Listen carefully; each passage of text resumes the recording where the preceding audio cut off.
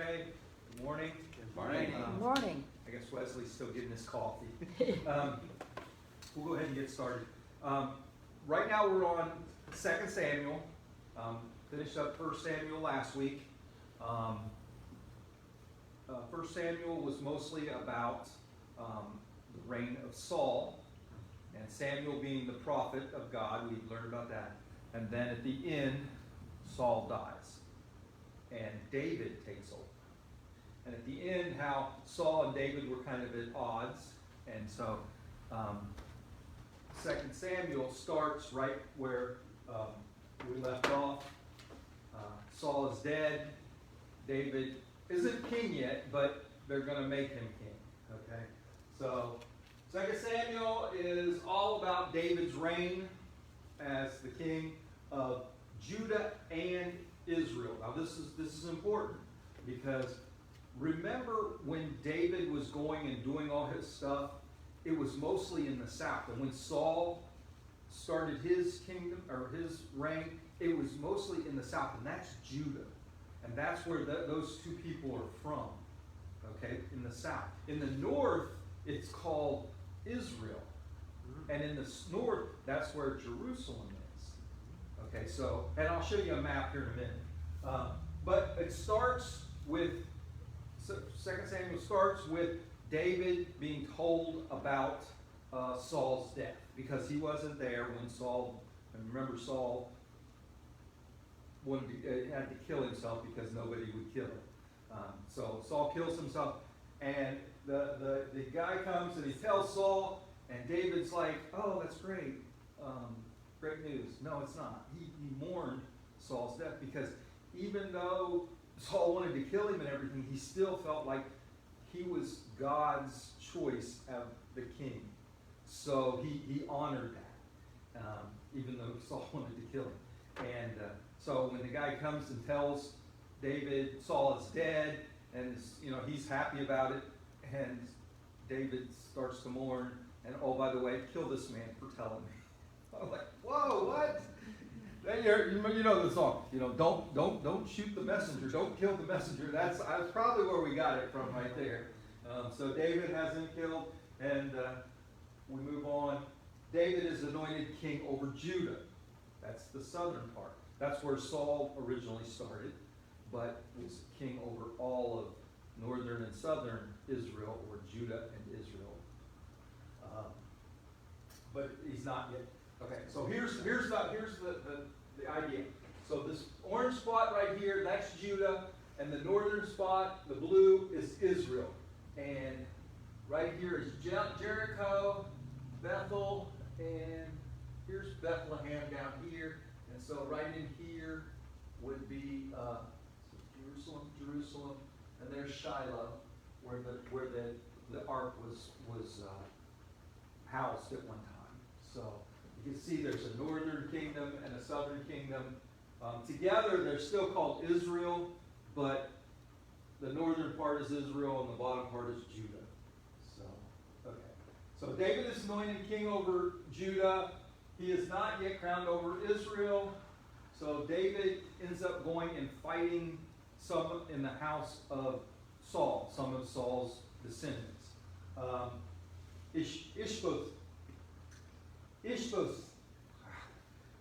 Ishbosheth, okay. Saul's son, and Abner was Saul's main commander when he was fighting. So those two rise up, and they basically take over the north. They take over Israel, and David has to go out and fight against them. The other son of Saul, the one was, we remember,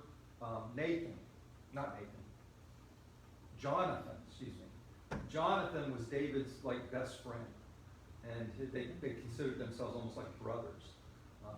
So he died when Saul died, and so the next son rises up, and he's going to take his dad's throne.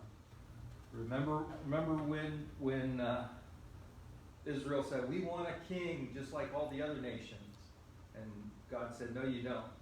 Well, just like all the other nations, they don't wait for God to tell them who's going to be the king. They just said, okay, you're the son, you take over. So that's what happens here. So Abner and Ishbosheth. I don't know why my mouth doesn't want to work. Anyway, they go and they fight against David and his army. During that campaign, Abner decides this guy isn't worth it, and he comes over to David, and they end up taking out Ishbosheth.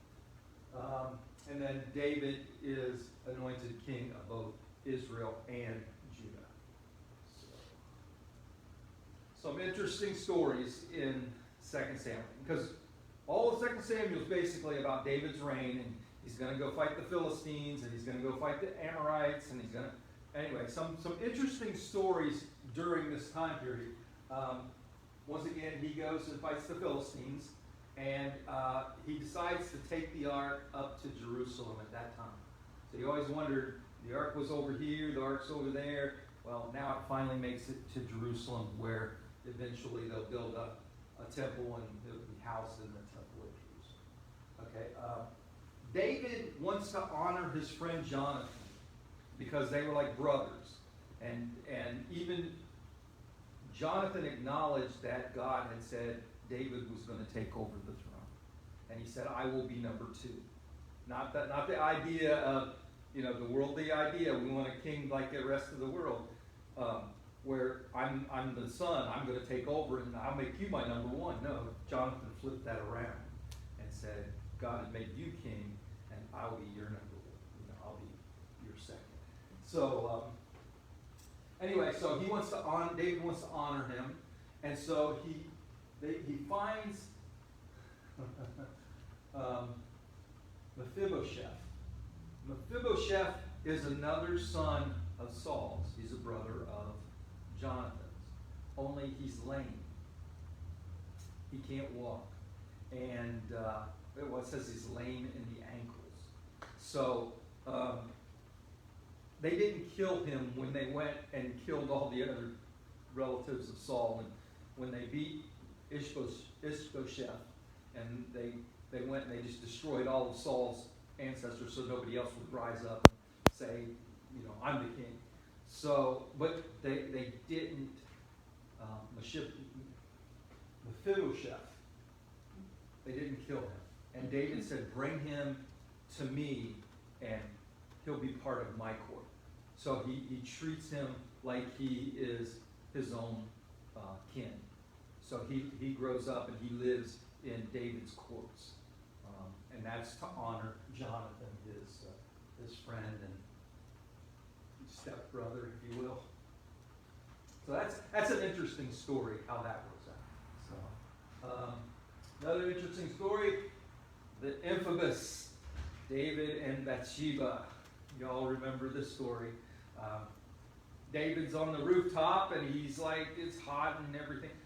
Here's something interesting. I didn't know this until I went to Iraq when I was in. A lot of times in the Middle East, in this area, they will take their mattresses and go up on the roof and sleep on the roof because it's so hot. So you just sleep underneath the stars, kind of like camp out on the roof. Yeah, that's crazy. We would be flying around early in the morning, and we would be waking people up. We'd fly over in our helicopters. Of course, we didn't fly very high because, then we get shot down. But we would fly low. We'd be, 50 feet above them and looking down, people waking up. Did they have flat roofs? Yes, they have flat roofs. Yeah. Thank goodness, right? A lot of bed. Otherwise, they'd really scare them. And they But- store their water and bathe sometimes. Yeah, sometimes they store their water and bathe up there. Wow. And a lot of times they'll have on the outside of the house, they have little steps going up the side of the house, and that's where they go up to the. So that was interesting, and it makes more sense when you understand this. David's on top of the roof late at night, and he sees Bathsheba, and what's Bathsheba doing? She's bathing on top of her roof. Of course, David's the king, and his roof is a lot higher than everybody else. And he looks down and he watches her bathe. And then he thinks, hey, so I gotta have her. And then he sends for her, and of course she's first to protest because she's Uriah's wife. Oh Uriah's away fighting David's battles. And David's at home doing things with his soldiers' wives. And so anyway, what happens is, guess what? She comes back, she says, hey, by the way, I'm pregnant. And he's got to like, oh man, this isn't good. Because Uriah's away, he's going to know. And so he sends for Uriah. And Uriah comes back from the battle, and David tries to send him home. Hey, go be with your wife. So you'll think that this child is yours. But Uriah is loyal. And he says, never will I do that. You know, I will go back to battle before I will go home to my wife, because my men are sleeping out in the battlefield. And so I will sleep in the doorway of the king's house. So he doesn't go be with his wife, he stays. And so 2 days, David says, give it 2 days, you know, thinking that 2 days he'll want to go back to it. Well, he doesn't, and he gets ready to go back to battle. And then David tells the commander to make sure he's in the front, in the heart of the battle. Basically, he set him up to be killed. Yep. And that's what happens, is Uriah gets killed. Then comes the story of Nathan. Now, I have to say something funny here. Okay, you got to remember, when I got my dogs 10 years ago, I was in Bible, I was in seminary. So I got my dog, and I named him David. Now, David was he was a ruffian. He's the enforcer of our pack. If one of the other dogs alerts to something, he runs right to it. Okay, and then he has no flight. You know, fight or flight. He has no flight. It's fight and fight. Okay, so he won't back down from anything. And I noticed this about him. Well, about 6 months after we got David, we got another dog, and so I decided to name him Nathan. So Nathan was going to keep David in check. And so it comes from the story here. So Nathan is a prophet, and he comes to David, and he tells David a story. He says, a rich man has this huge flock, and next door, this poor man, he has one little lamb. And he loves that lamb. As a matter of fact, he treats that lamb like it was his child. And then one day, a man comes to visit the rich man. And the rich man tells his servant, go over next door and get the sheep from the poor man and bring it and slaughter it so I can feed my guests. And he does that. And David goes crazy when he hears this story. And he says, that man is wrong. He should be punished. And then Nathan looks at David and he says, you are that man. And he says, for what you did with Bathsheba and Uriah, that's the same thing. And so David mourns and he says, I've done a terrible thing. And, he puts on sackcloth and ash and all that stuff that you do when you're mourning. Anyway, in the story, the baby comes to be born, it's born, and it dies when it gets very sick and dies when it's very young. And David, while he's with his baby sick, he's praying, he's doing the same things in sackcloth. He's rolling around in the dirt, praying to God, please save the baby. And then when they come and they tell him, he just gets up, he cleans himself off, and they say, well, why did you do that? He says, I thought maybe I could convince God to save the child. But now that the child is gone, there's nothing more I can do. And so he moves on. That's an interesting thing an interesting way to think about life, You pray so hard for something, and it doesn't come to happen. Dust yourself off and move on with your life, because that's not what was meant to be. So, okay, so that's the story of Bathsheba and David and Uriah and Nathan telling David, you're not such a good man. So, another story. This is interesting. Amnon,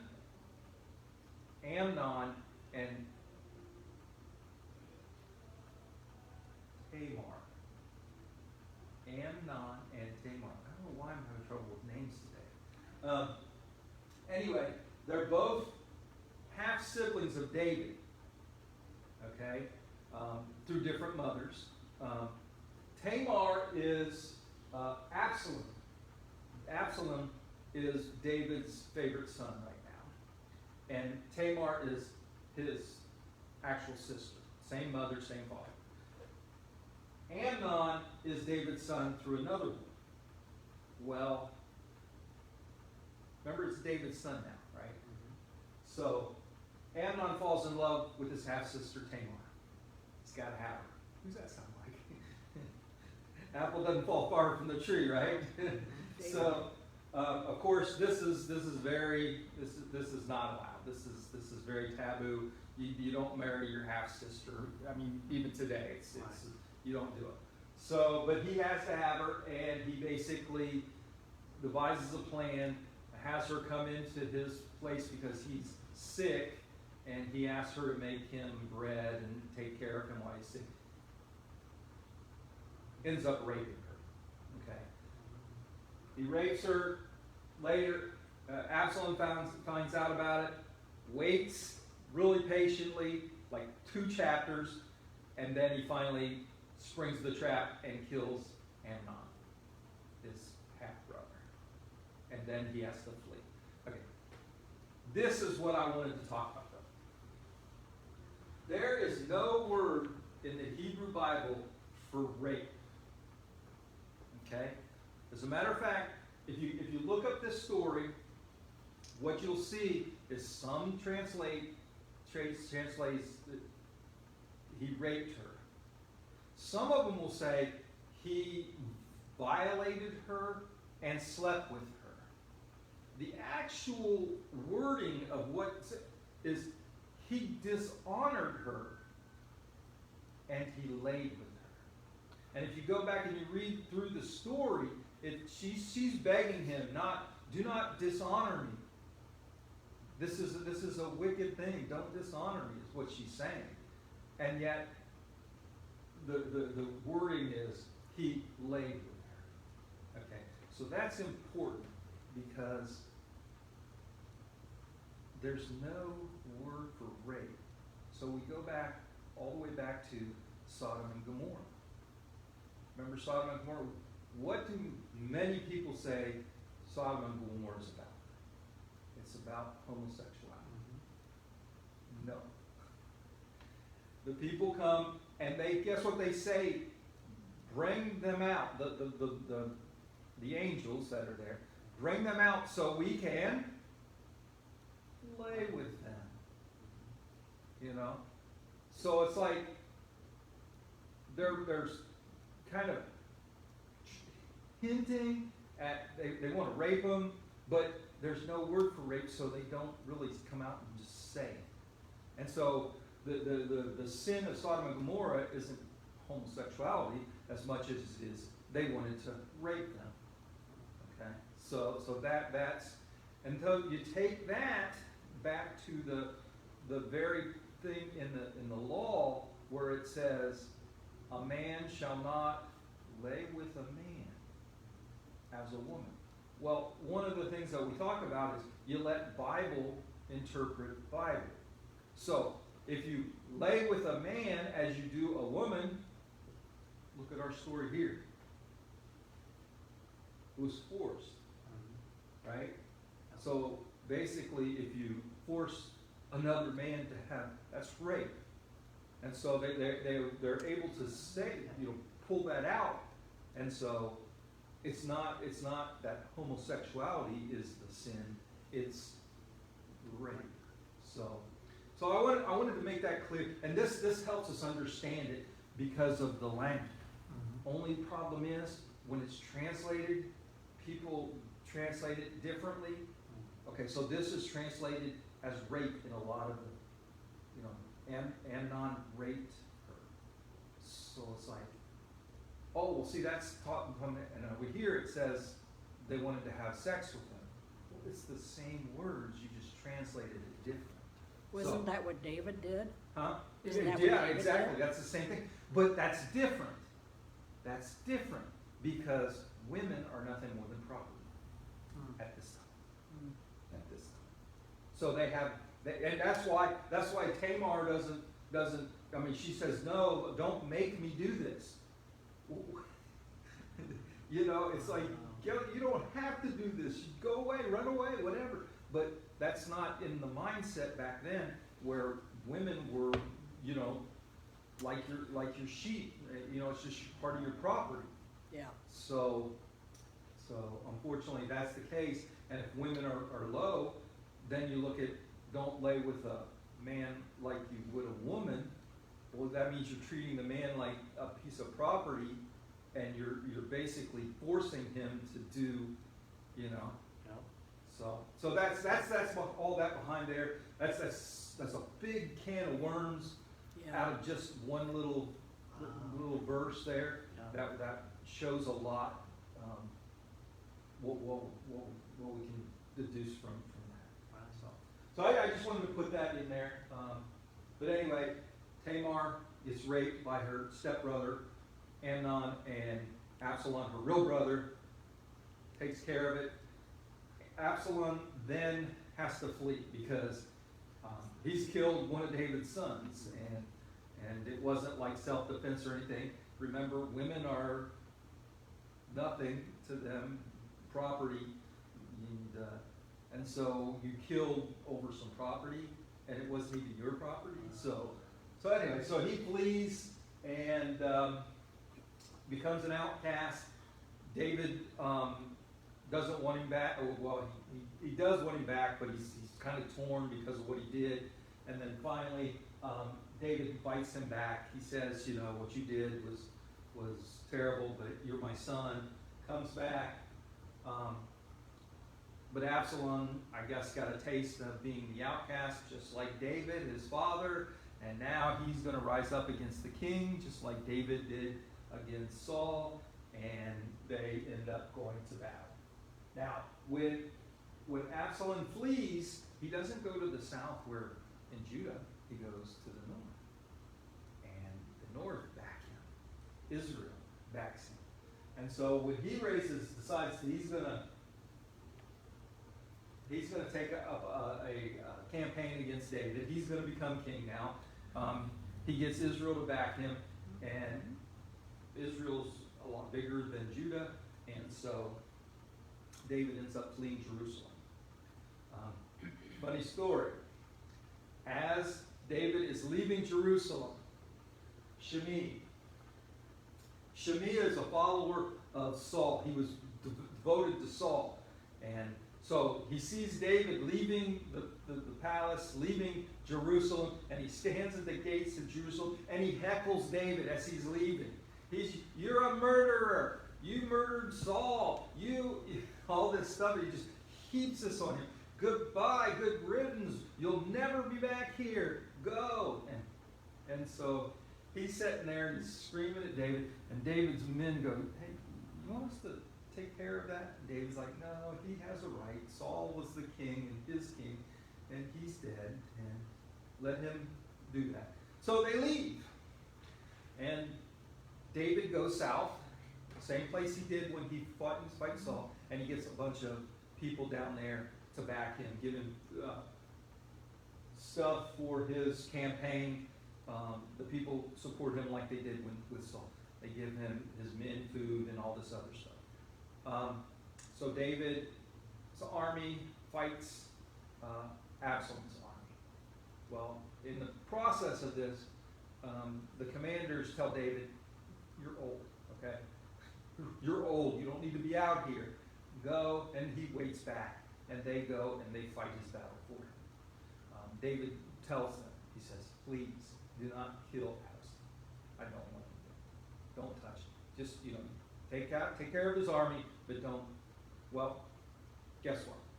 They did. They killed him. Okay. So they kill him, and then they got to come and tell David. They got to come and tell David. Now, this is Absalom, his son. Remember what he did to the guy that told him that Saul, his enemy, was dead? Well, they come and they tell him that defeated the army. Yay, good news. Oh, but Absalom is dead. Oh no. And David doesn't have them killed. Wow. Instead, he says some famous words. He says, Absalom, my son Absalom, and he mourns for him.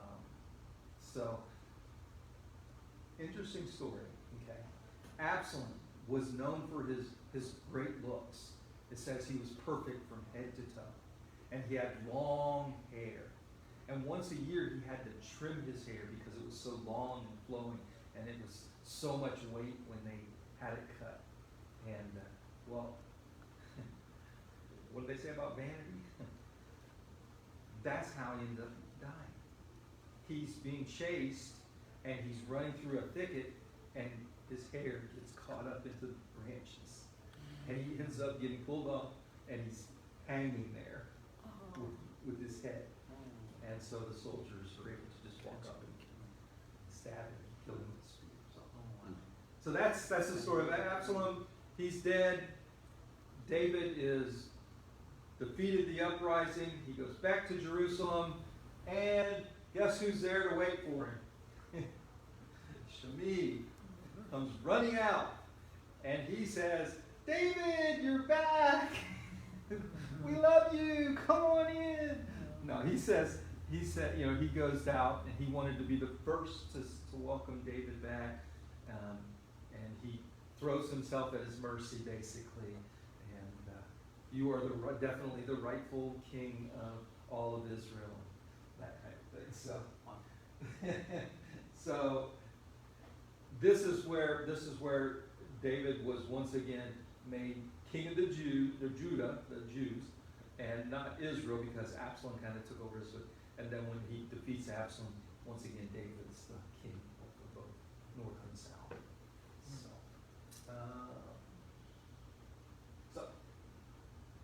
So the book ends with just a bunch of, this is what David did. This is some of the things that David, kind of like a